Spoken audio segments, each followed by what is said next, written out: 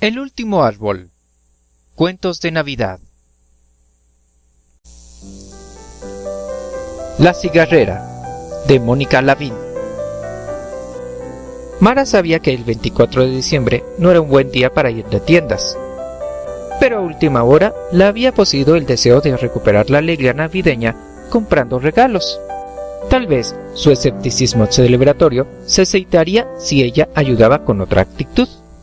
Una corbata a su padre, aunque no lo viera hasta el año nuevo, un perfume para su madre, un juego de ropa interior para su hermana, un disco para su hermano, un dije para su cuñada, un florero para los Méndez, viejos amigos de la familia que solían aparecer a las 12 de la noche y que era imposible echar de casa de su madre, aunque nietos y anfitriona bostezaran ostentosamente. Caminó deprisa por la avenida donde otros, como ella, aún saldaban sus pendientes y andaban por la banqueta a trote, copados de paquetes, con angustia o con alivio por el olvido solucionado. Los miraba curiosa, intentando recobrar el entusiasmo de otros años. Uno que otro, con gesto de beatitud, de estar cercano a la paz de la Nochebuena, logró contagiarla. Así que entró marchosa al centro comercial. Parteaba la tarde y su lista debía ser resuelta deprisa, pues también a última hora había decidido que no iría con el pelo recogido como ahora lo traía, que se lo lavaría y secaría para verse mejor. Se lo debía a sus hijos, aunque ese año pasarán solo un rato a brindar antes de irse a festejar con la familia de su exmarido.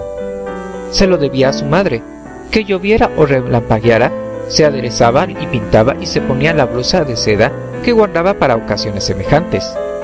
Llevaba zapatos bajos para que su andar fuera más efectivo, los mocasines ya gastados de la punta que se resistía a desechar. Algunos establecimientos ya estaban a oscuras, ópticas, heladerías, tintorerías. Un hombre daba un pisotón frente al Ultra Clean, que cancelaba la posibilidad de usar el traje para esa noche. Los escaparates de las tiendas para hombres la atraían. Además, debía resolver el regalo de su padre. Hubiera sido más fácil entrar a la tienda de departamentos, pero pensar que allí estaban todos los regalos que necesitaba hacía el ánimo impuesto un mero trámite. Ropa para damas, lencería, todo para el hogar. Entró a la tienda para hombres. Una camisa color vino le gustó para Joaquín, el suéter marino para Andrés, la campera de piel para Daniel. Preguntó por las corbatas al tiempo que tocaba la suave gamuza de la campera, y se resolvió deprisa por el azul marino. Le pareció una tontería empezar por el regalo de su padre, que no estaría esa noche. ¿Qué diría el analista? ¿Por qué empieza por los hombres de su vida? Salió deprisa atisbando la tienda de perfumes al otro lado del pasillo. ¿Y si les regalara perfumes a todas? A Sandra, a su madre, a su hija, a su cuñada, a la novia de su hijo. Le daba un poco de pudor no haber puesto árbol de Navidad, ni nacimiento, ni la coronita que había hecho con Lola cuando era pequeña y ella un poco más hacendosa. Pero quién sabe en qué caja de la bodega estaba todo aquello. Por eso los invitó a comer el 25 fuera de casa. «Estará todo cerrado, mamá», insistió su hijo. «Y me iré pronto a la casa de mis suegros». La palabra suegros le había impactado. La conocía. Significaba futuro o pasado. Dependía. Agrado, descobijo, también dependía. Añoranza, indiferencia. Le apeteció un cigarro. Se sentó en la banca con el menudo paquete para su padre de cara todavía al escaparate de artículos masculinos. Le gustaba comprar ropa de hombre. Le producía alegría y hoy justo era lo que necesitaba. Encendió el cigarro y entre las volutas imaginó cómo se vería cada uno de los hombres de su vida, los instalados o medio instalados, los desinstalados, con las prendas. Alabaría su aspecto, los presumiría orgullosa. Pero ¿y si les incomodaba su regalo cuando ellos no habían pensado en comprarle nada? Un disco era siempre mejor alternativa para evitar el descalabro. ¿Era capaz de regalar desinteresadamente? ¿O mediría la magnitud de su interés por el gesto de asombro, el carraspeo de la garganta, el beso, el abrazo, la timidez con que ellos recibirían el obsequio? Dio una chupada fuerte al cigarro que se consumía y sintió el efecto benefactor de la nicotina que apaciguaba su zozobra. Entrecerró los ojos, dejando solo una rendija para que pasara el brillo de las luces de colores que adornaban los pasillos. La mesa era larga y pesada y atravesaba la sala de la abuela, pues la habían tenido que colocar de esa manera para que cupieran los invitados a la cena. Sonaban los villancicos porque la abuela tenía discos de 45 RPM que le habían traído de España. Habían escuchado historias alrededor de la chimenea mientras se asaban las castañas. La misma historia de la castañera del cuento que compartían los hermanos y los primos. Les gustaba que se repitiera año con año, que la abuela diera tapas de cazuelas para acompañar la canción que pedía percusiones y que los padres se fueran ablandando con las copas que se vaciaban y se llenaban intermitentemente. Descalzo, el tío Ramiro, que aún vivía con la abuela porque era soltero, empezó a caminar por el centro de la mesa, bailando algo mientras los mayores retiraban los turrones y los más chicos reían. La abuela lo miraba entre asustada y divertida. Entonces empezó a llevar el ritmo con una de las tapas y cucharones que estaban en la sala, los padres con las palmas, los niños pegando a la mesa, y el tío iba y venía hasta que se fue a sentar en un sillón, agotado, y escondió la cara entre las manos, solo frente a la chimenea. Los pasos habían menguado alrededor de Mara. La tienda de ropa de hombres estaba apagada. Una fortuna, pensó. La hora la libraba de la batalla. Las dependientas salieron con sus paquetes también y echaron la llave. Una le dijo buenas noches y Mara contestó, apacible, como si con la salida de ellas la prisa se le escabullera. Otro cigarrito y seguiría a los perfumes. Inhaló al tiempo que subía las piernas a la banca. Estaba segura de que no estorbaría a nadie. Quedaban unos cuantos compradores que caminaban muy deprisa. El olor a bacalao entró penetrante en su ánimo. Le gustaba la combinación de aceitunas y chiles güeros. Era como su familia, mestiza. Tan pronto garibalderos como gaiteros. La otra abuela solía cantar siempre desde la cabecera de la mesa, porque sus hijos le pedían que lo hiciera. Era un homenaje al bacalao y a los romeritos que la muchacha añadía, porque ¿cómo iban a faltar? Y cuando ella cantaba, hacían callar a los más chicos que se aventaban migas de pan. Y sus hermanos y ellas compraban algo para cada tío porque no era posible llegar con las manos vacías y salir con ellas llenas aunque fueran jabones, adornos para el pelo, calcetines que luego la mamá criticaba porque ella se había molestado mucho más en quedar bien con sus cuñados y sus nueras y sus sobrinos.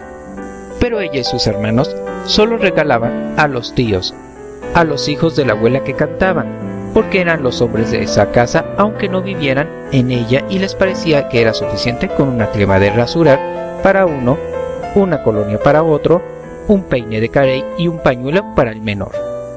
Advertían que los dejaban en la mesa confundidos con las servilletas y los regalos y no sospechaban que los olvidaban para siempre. No vieron cómo empezó. Mamá contó que papá, al intentar limpiarle con la servilleta el vino que él mismo le había tirado a la esposa de su hermano Raúl sobre la falda, había armado un follón.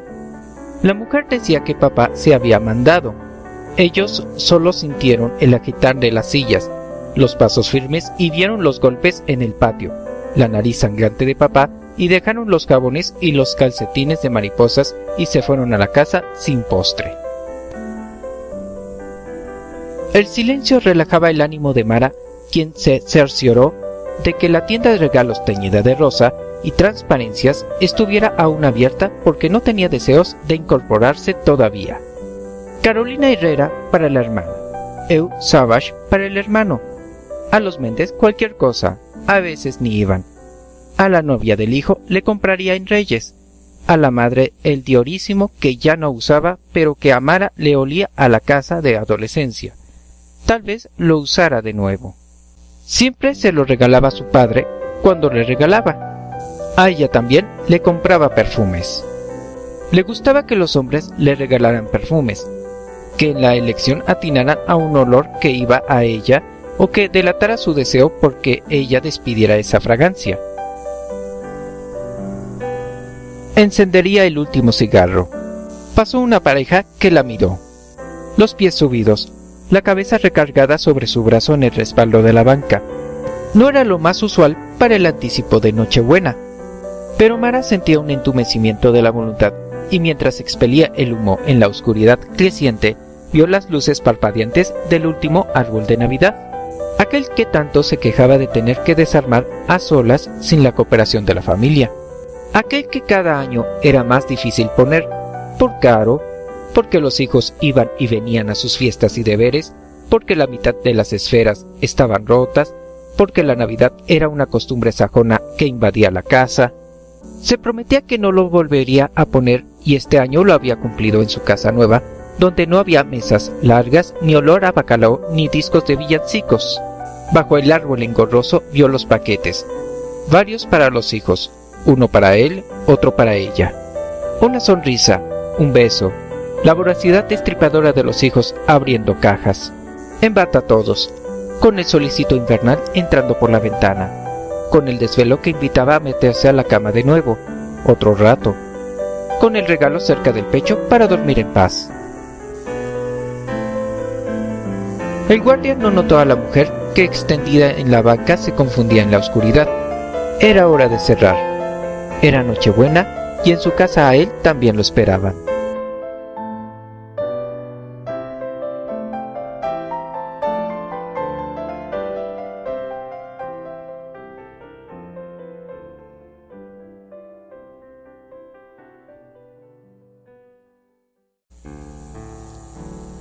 De poetas y aviadores, de Santiago Gamboa. La historia que me dispongo a contar es algo triste y, la verdad, no sé por qué voy a contarla ahora y no, por decir algo, dentro de un mes o dentro de un año, o nunca. Supongo que lo hago por nostalgia de mi amigo el poeta portugués Ivo Machado, que es uno de los dos protagonistas, o tal vez porque acabo de comprar una pequeña avioneta de metal que ahora tengo en mi escritorio. Disculpen el tono personal. Esta historia será excesivamente personal. El protagonista número 1 es, como ya dije, el poeta Ivo Machado, nacido en las Islas Azores. Pero lo que nos importa es que en su identidad civil, la de todos los días, es controlador aéreo, una de esas personas que están en las torres de control de los aeropuertos y guían a los aviones a través de las rutas del cielo. La historia es la siguiente. Cuando Ivo era un joven de 25 años, a mediados de los 80, controlaba vuelos en el aeropuerto de la isla de Santa María, la más grande del archipiélago de las Azores, en mitad del Atlántico, equidistante de Europa y América del Norte. Una noche, al llegar a su trabajo, el jefe de control le dijo: «Ivo, hoy dirigirás un solo avión». Él se extrañó, pues lo normal era llevar el vuelo de una docena de aeronaves. Entonces el jefe le explicó: «Es un caso especial. Se trata de un piloto inglés que lleva un bombardero británico de la Segunda Guerra Mundial hacia Florida para entregarlo a un coleccionista de aviones que lo compró en una subasta en Londres. Hizo escala aquí y continuó hacia Canadá, pues tiene poca autonomía, pero lo sorprendió una tormenta, debió volar en zigzag y ahora le queda poca gasolina. No le alcanza para llegar a Canadá y tampoco para regresar. Caerá al mar». Al decir esto, le pasó los audífonos a Ivo. «Debes tranquilizarlo, está muy nervioso. Dile que un destacamento de socorristas canadienses ya partió en lanchas y helicópteros hacia el lugar estimado de caída». Ivo se puso los audífonos y empezó a hablar con el piloto, que en verdad estaba muy nervioso. Lo primero que éste quiso saber fue la temperatura del agua y si había tiburones, pero Ivo lo tranquilizó al respecto. No había. Luego empezaron a hablar en tono personal, algo infrecuente entre una torre de control y un aviador. El inglés le preguntó a Ivo qué hacía en la vida. Le pidió que le hablara de sus gustos y de sus sentimientos. Ivo dijo que era poeta y entonces el inglés pidió que recitara algo de memoria. Por suerte, mi amigo recordaba algunos poemas de Walt Whitman y de Coleridge y de Emily Dickinson. Se los dijo y así pasaron un buen rato, comentando los sonetos de la vida y de la muerte y algunos pasajes de la balada del viejo marinero, que Ivo recordaba, donde también un hombre batallaba contra la furia del mundo. Pasó el tiempo y el aviador, ya más tranquilo, le pidió que recitara los suyos propios, y entonces Ivo, haciendo un esfuerzo, tradujo sus poemas al inglés para decírselos solo a él, un piloto que luchaba en un viejo bombardero contra una violenta tempestad, en medio de la noche y sobre el océano, la imagen más nítida y aterradora de la soledad. Noto una tristeza profunda, un cierto descreimiento, le dijo el aviador, y hablaron de la vida y de los sueños, y de la fragilidad de las cosas, y, por supuesto, del futuro, que no será de la poesía, hasta que llegó el temido momento en que la aguja de la gasolina sobrepasó el rojo y el bombardero cayó al mar. Cuando esto sucedió, el jefe de la torre de control le dijo a Ivo que se marchara a su casa. Después de una experiencia tan dura, no era bueno que dirigiera y controlara a otras aeronaves. Al día siguiente, mi amigo supo el desenlace. Los socorristas canadienses encontraron el avión intacto, flotando sobre el oleaje, pero el piloto había muerto. Al chocar contra el agua, una parte de la cabina se desprendió y lo golpeó en la nuca. Ese hombre murió tranquilo, me dice hoy Ivo, y es por eso que sigo escribiendo poesía. Meses después, la IATA investigó el accidente e Ivo debió escuchar, ante un jurado, su conversación con el piloto. Lo felicitaron. Fue la única vez en la historia de la aviación en que las frecuencias de una torre de control estuvieron saturadas de versos. El hecho causó buena impresión y poco después Ivo fue trasladado al aeropuerto de Porto. Aún sueño con su voz, me dice Ivo, y yo lo comprendo. Y ante esta historia pienso que siempre se debería escribir de ese modo, como si todas nuestras palabras fueran para un piloto que lucha solo, en medio de la noche, contra una violenta tempestad.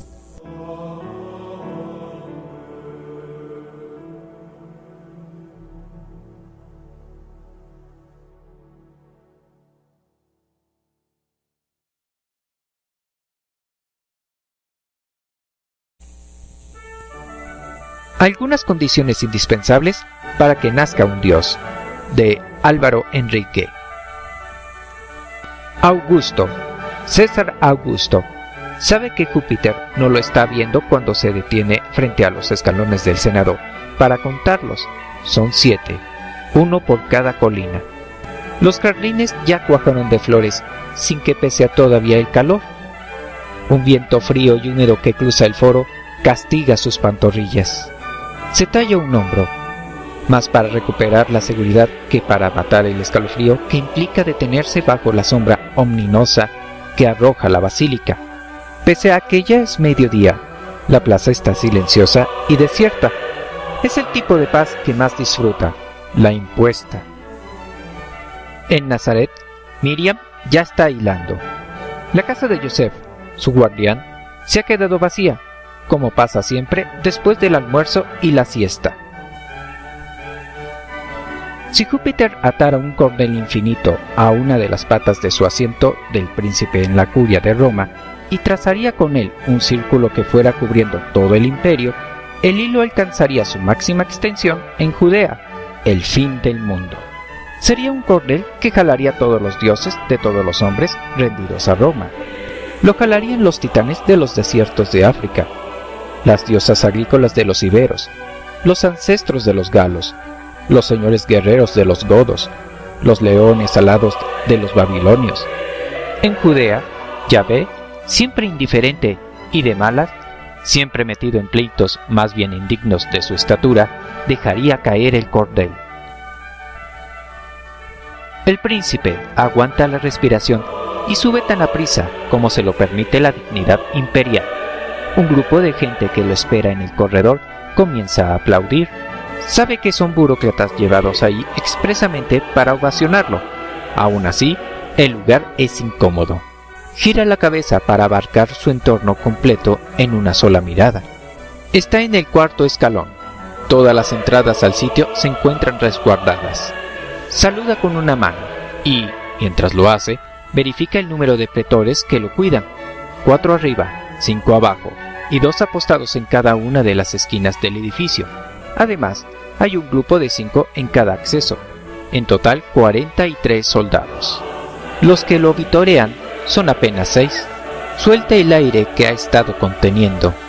Agradece con una inclinación de cabeza. Las aclamaciones no se detienen. Al contrario, suben de tono. 2 viejos particularmente desagradables lo llaman divino. Hace un gesto con una de las manos y todos los guardias a su espalda integran un círculo en torno a él. Los de arriba forman una valla ridícula para contener a los burócratas que hayan expresado un entusiasmo exagerado. Justo antes de cruzar el umbral de la curia, se vuelve y dice: «Soy solo su príncipe». Judea está más seca que nunca durante las primeras semanas de la primavera. Las tardes caen francamente tibias. Joseph, que caminó al taller, se detuvo a convencer a algún cliente de que le diera unos días más para terminar un trabajo. Recuerda a su padre. Se pasa la lengua por los labios. Se talla la cara. Detiene su marcha y mira al vacío durante un momento. Después se desvía rumbo a la fuente. Camina lento, como si estuviera adolorido. Antes de agacharse por la jícara, se vuelve a tallar la cara. Casi puede sentir la mirada rasposa de Yahvé en la nuca. La noche anterior decidió que usaría su preeminencia de guardián de Miriam para pedirla en el templo como esposa. Al principio había considerado un despropósito que se la hubieran encargado a él, tan agobiado siempre porque sus hijos no terminaban de irse de la casa paterna. Pero con el transcurso de las semanas se había ido prendando de sus ausentes ojos iranios, su nariz y boca casi africanas, el color aceitunado de sus manos, la ligereza con que se movía por la casa riéndose de cosas que nadie había notado que tenían gracia. Dentro de la basílica, Augusto se siente a sus anchas. La gritería le recuerda los días en que nadie sabía cuántas guerras se estaban peleando y él caminaba sin miedo entre la gente. Algunos de los senadores, sobre todo los de las provincias más distantes, guardan un silencio respetuoso al verlo entrar. Unos cuantos lo aclaman. Va contando a los presentes mientras avanza. La mayoría, los romanos viejos, siguen sus discusiones, dirigiéndole un gesto cordial cuando pasa frente a ellos. María sigue hilando, sola en la casa. Frente al espejo quebrado del agua de la fuente, Joseph recuerda cuando hacía muchos años, casi 30, le anunció trabajosamente a Jacobo su primera boda. El viejo respondió: «Ya sabes lo que pienso. Sería mejor que siguieras los pasos de tu hermano y te retiraras a una de las cofradías de célibes del desierto. Si no hay semilla, no hay maldición». Estaban en la carpintería. El viejo se limpió el sudor de la frente y siguió aserrando un madero. Su hijo volvió a lo suyo. Después de un tiempo, se animó a insistir: «No tengo vocación para el retiro, y alguien tiene que ayudarte con la carpintería. Piénsalo bien, ya no eres un niño y conoces los augurios. Para nosotros no es igual tener descendencia». «Ya lo pensé. Entonces, ¿para qué me preguntas?». Unos meses más tarde, en su lecho de muerte, Jacobo insistió el asunto cuando se vio a solas con Joseph. «Prométeme que bajo ninguna circunstancia vas a permitir que tu mujer dé a luz en la ciudad de David». Hacía generaciones que la descendencia del rey de los judíos prefería no llamar a Belén por su nombre. El príncipe sube los 2 escalones del templete desde el que preside las sesiones y recorre de un vistazo a la concurrencia antes de sentarse parsimoniosamente. «¿Comenzamos?», le pregunta un patricio. Levanta las cejas y responde: «Faltan los meridionales». Una risotada general señala que ya todos le están atendiendo. Espera un poco e impone silencio con un gesto de la mano. Miriam sigue hilando. Augusto dice: «El imperio ha crecido hasta más allá de lo que sospechábamos y ya no sabemos ni a quién cobrarle impuestos». Joseph hunde la jícara en la pileta. Otro dios, uno nuevo que no es ni el del carpintero ni el de su príncipe tan remoto, despierta y jala el cordel de Júpiter. Joseph sufre un escalofrío al contacto del agua helada con la coronilla. Augusto propone: «¿Por qué no hacemos un censo?». La rueca de Miriam va a dar al suelo.